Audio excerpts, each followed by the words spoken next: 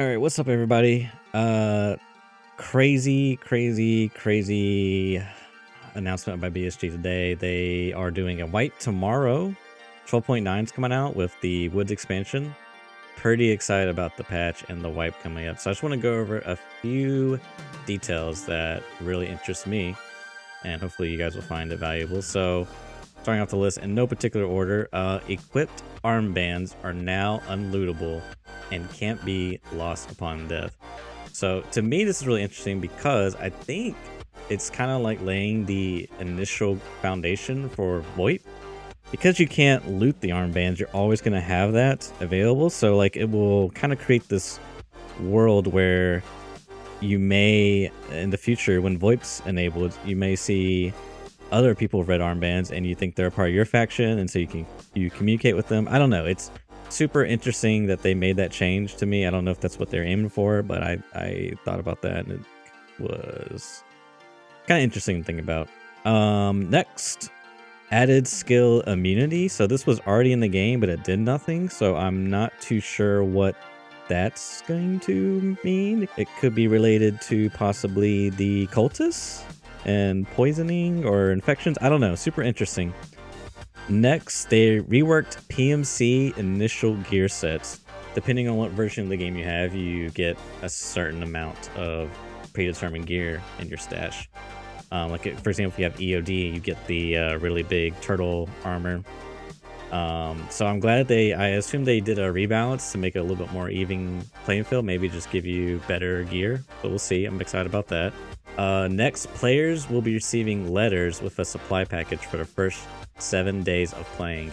I believe in the podcast, Nikita said that this is for new players, like people that just purchased the game. And I'm all for that. That's great. You know, new players, they need all the help they can get, in my opinion. Next, simplified the Jaeger quest. This is great. Nobody likes Jaeger's quest. Next, updated some quests, changed execution conditions, starting conditions, and rewards.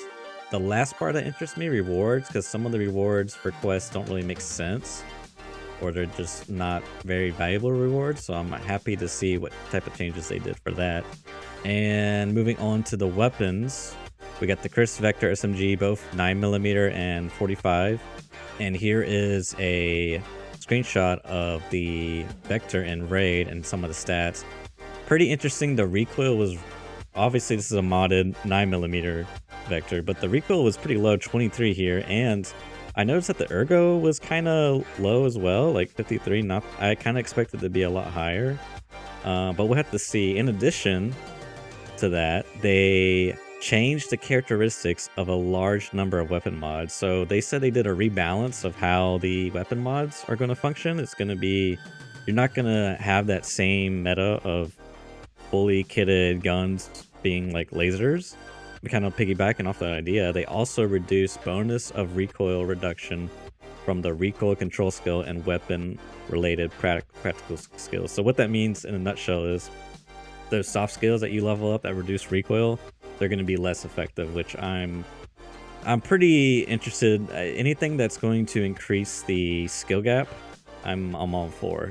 So anything that rewards skill, I should specify. So I'm really excited for this patch. This is going to be an awesome fucking patch. Next, they added a SIG MCX assault rifle, and it fires the 308 blackout caliber, which, to kind of put in perspective, it's basically a 5.56 cartridge with a 308 round shoved into it. So it's probably gonna be a pretty hard hitting round. I'm really interested. Can't wait to try that out.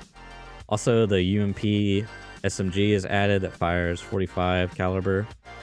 Then we got the Mark 18 Mod 1 Mjolnir DMR that fires 338 Lapua, which is apparently going to be a devastating round from Nikita's mouth himself. He said that. I think that it's going to one-tap players, and I would assume that there's going to be a very high pin round that's super rare that will possibly one-tap class 6. Most likely only one-tap class 5, but we'll see. That's going to be interesting. Super interested to see how that functions. Also, more weapon mods were added, and they changed character overweight. So now you start becoming overweight at 35 kilograms when it used to be 40. Increased purchase limits for some ammo from dealers. So what I think they did here is they took a lot of the mid-tier rounds and like M80, BT, M855A1, and they increased the limits of those. I think that's what they did. We'll have to find out tomorrow. The last thing I got here is the sensitivity while aiming down sights change when putting and removing sights from the weapon. I don't know if I think this was listed underneath the bug fix section, but regardless, I'm happy to see any sensitivity fixes being applied to the game. So that's pretty much it. As far as what they showed on the map, they didn't show much, but they showed like a little village area. It kind of looked like Shoreline, maybe a little bit of some reused assets, not a big deal, but yeah, hopefully the loot will be way more dynamic on that map and more points of interest. Also, they mentioned Sherman will be spawning in the new area, so I'm super hyped for this patch, guys. As far as like the direction of the channel is going to be going, I've been busy with a lot of different projects lately. I still want to finish up the open world challenge series.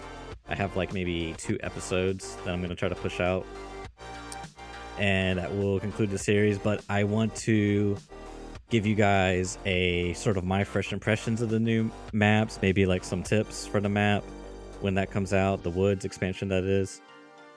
Definitely want to check out how the guns function, maybe even do like a PvP guide or some type of like Tarkov, things you should know about Tarkov, FPS tips, stuff like that. So anyways, if that sounds like it's up your alley, hit that subscribe button, and I'll see you guys in the next one.